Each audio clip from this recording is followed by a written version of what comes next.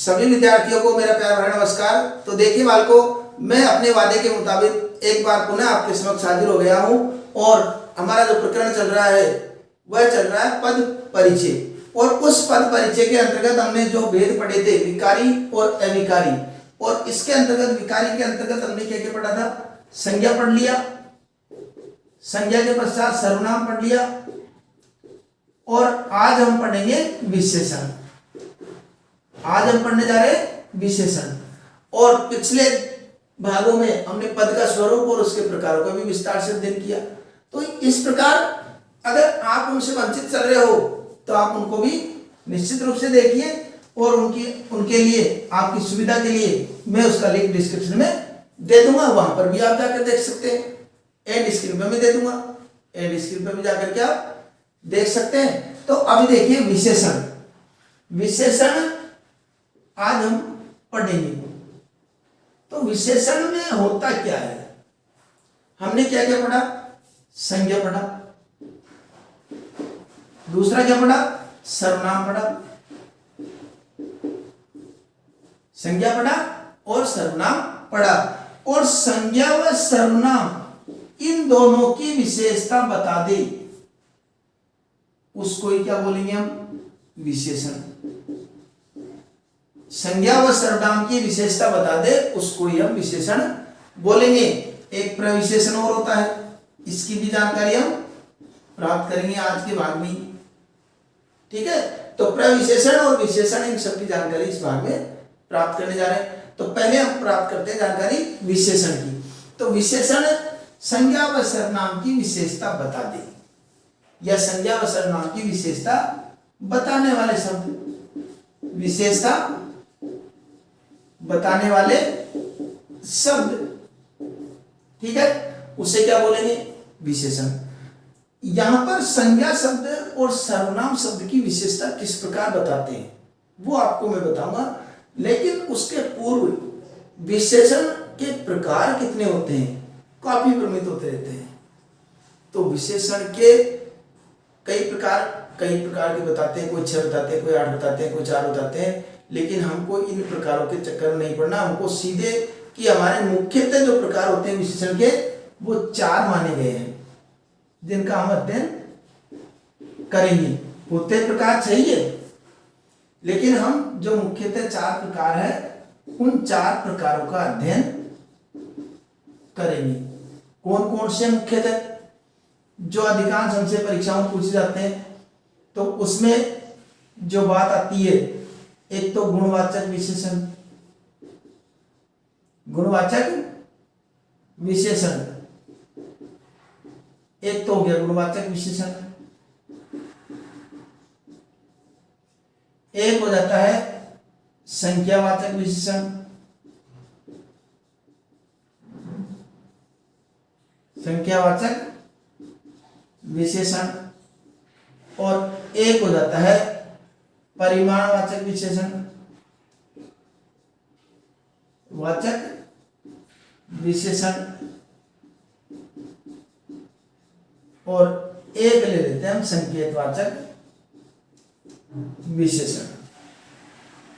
संकेतवाचक विशेषण, इनकी हमको जानकारी होनी चाहिए। अन्य जो प्रकार है उनके भी उदाहरण में आपको देख करके समझाऊंगा। तो गुणवाचक विशेषण, जिसमें गुण दोष संबंधी विशेषताओं का वर्णन किया जाए, अर्थात संज्ञा सर्वनाम के रूप की गुण दोष संबंधी विशेषताओं का वर्णन मिले या विशेषता बताए, उसको क्या मानेंगे? गुणवाचक विशेषण। जैसे अब ये क्या होता है कि यहां पर जैसे अच्छा,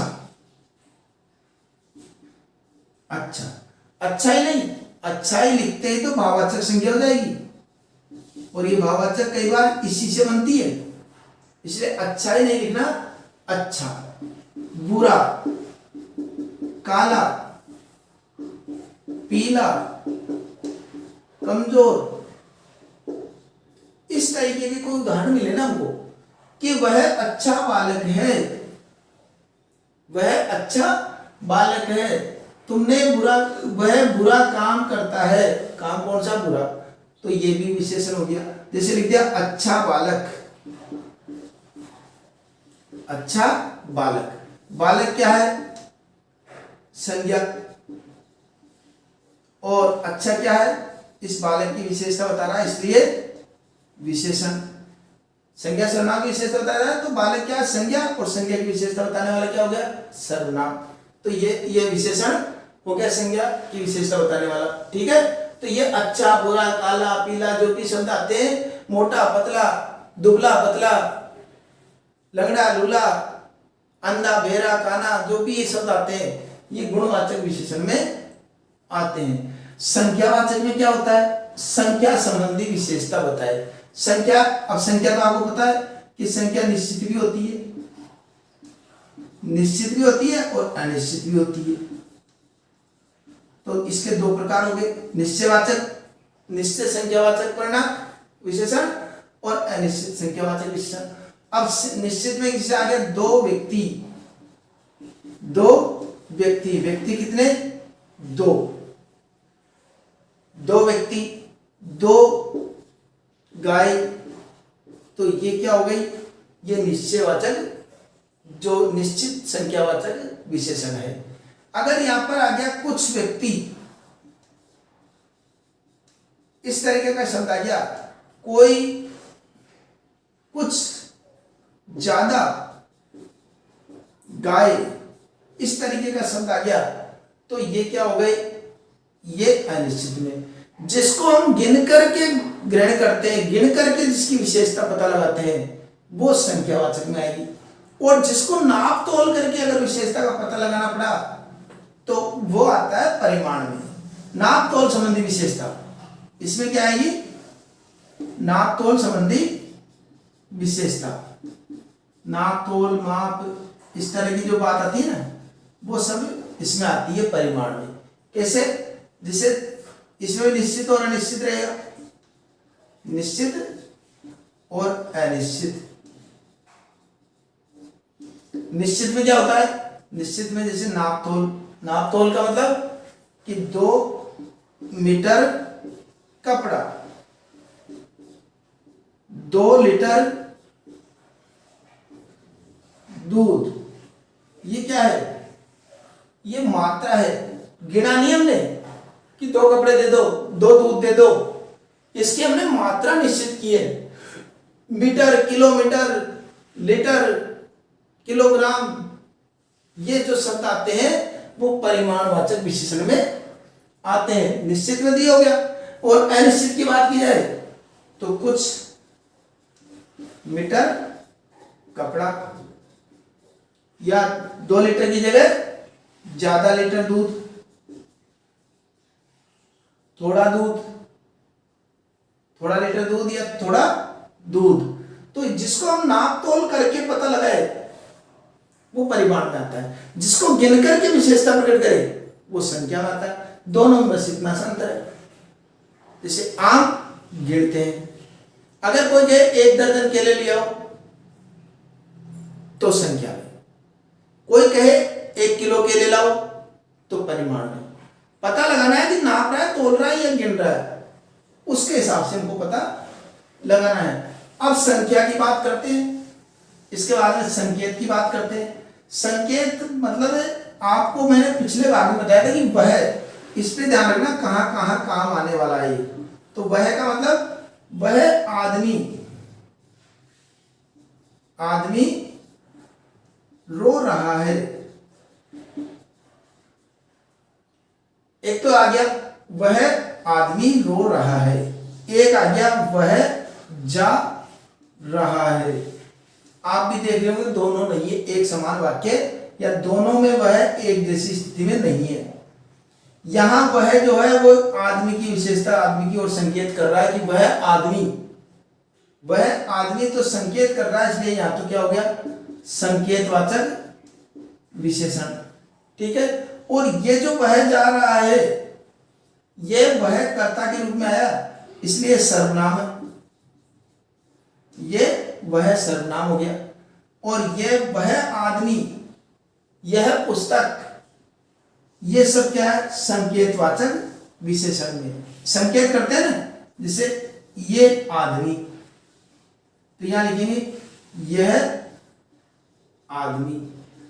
तो संकेत हो गया इधर, यह आदमी, आदमी की तरफ संकेत कर दिया, यह से, वह आदमी। इस तरह के शब्द प्रयोग कर लेते हैं, वो संकेतवाचक में आता है। यह, वह, ये, इस तरीके के शब्द इस संकेतवाचक विशेषण में आता है। कई बार पूछ लेते हैं व्यक्तिवाचक विशेषण। मुख्यतः तो चार हो ही है, और समझ लीजिए एक दो कि व्यक्तिवाचक विशेषण। तो व्यक्तिवाचक विशेषण में क्या होता है, इसको पूछ लेते हैं। कई बार व्यक्तिवाचक विशेषण में क्या होता है, व्यक्तिवाचक संज्ञा भी होती है और विशेषण भी होता है। व्यक्तिवाचक में आपने देखा होगा कभी कभी बोल देते हैं पहाड़, पहाड़ से बना दिया पहाड़ी। तो पहाड़ी, उस पहाड़ी बोलते हैं, अपने आप समझ जाते हैं व्यक्ति की कि ये पहाड़ी क्षेत्र का व्यक्ति है। राजस्थान से बन गया राजस्थानी, भारत से बन गया भारतीय, नेपाल से बन गया नेपाली। ये क्या है, व्यक्तिवाचक विशेषण। गुजरात से गुजराती, ये व्यक्तिवाचक विशेषण में इस प्रकार आ जाता है। तो व्यक्तिवाचक विशेषण भी आप ध्यान रख सकते हैं। चार विशेषण के भाग तो ये ध्यान रखेंगे मुख्य रूप से, इसके अलावा व्यक्तिवाचक भी हम ध्यान रख सकते हैं। ये तो रही विशेषण की बात। अब मैंने प्रारंभ में बताया था कि आपको प्रविशेषण क्या होता है इसके बारे में भी बताऊंगा। तो प्रविशेषण क्या होता है, इस प्रविशेषण, बात वही है, विशेषण के आगे प्र लगा दिया ऑप्शन, विशेषण के आगे क्या ऑप्शन लगा दिया, प्र।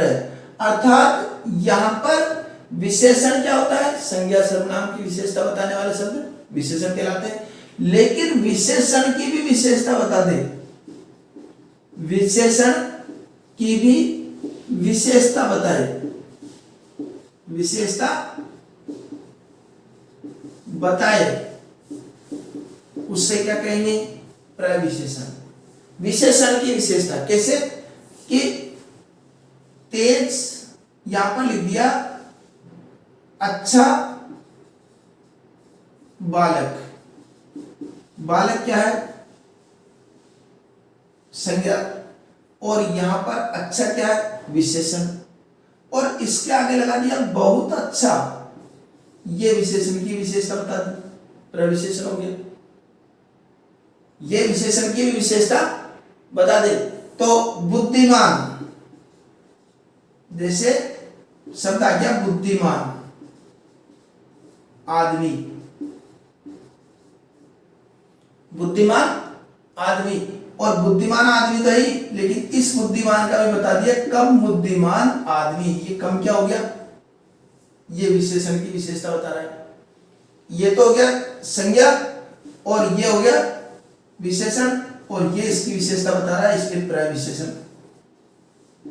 ठीक है, कि संज्ञा और सर्वनाम की विशेषता बताने वाले तो विशेषण, और विशेषण की विशेषता बता दे उसको प्रविशेषण कहते हैं। तो ये हमारा जो विशेषण है और प्रविशेषण है, इसको हम भली प्रकार से समझ गए होंगे। अब अगले भाग में हम क्रिया का अध्ययन करेंगे, और उस क्रिया के अंतर्गत उसके भाग प्रकार ये सब आपको जानकारी दी जाएगी। तो मिलते हैं अगले भाग में, तब तक के लिए धन्यवाद।